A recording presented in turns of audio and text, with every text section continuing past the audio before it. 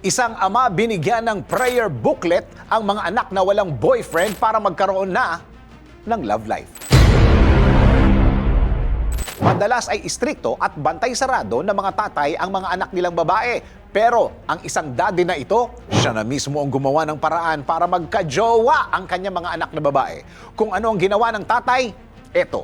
Sa isang video na in-upload ni Pat Morada sa social media, makikita ang kanilang pamilya na nasa loob ng isang sasakyan kung saan nagdi-distribute ang kanilang daddy ng mga booklet.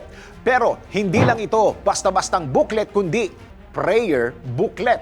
Nangyari ito isang araw bago ang Valentine's Day at ipinagdadasal pa daw sila ng kanilang daddy para sa araw ng mga puso.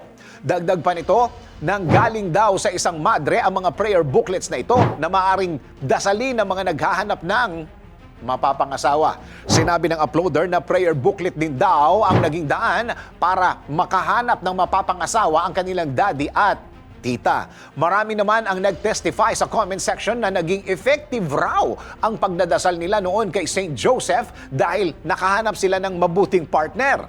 Ikaw, idadaan mo rin ba sa dasal ang love life mo for more chances of winning?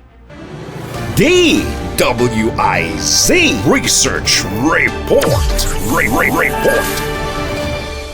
Thanks for watching. Ito po ang Aliw Broadcasting Corporation stations DWIZ 882, DWIZ News FM Regional, Home Radio 97.9, DWIZ News TV at Aliw Channel 23 nationwide. Kami po'y nagbabalita ng tama, naglilingkod ng tama. Like, subscribe, and follow.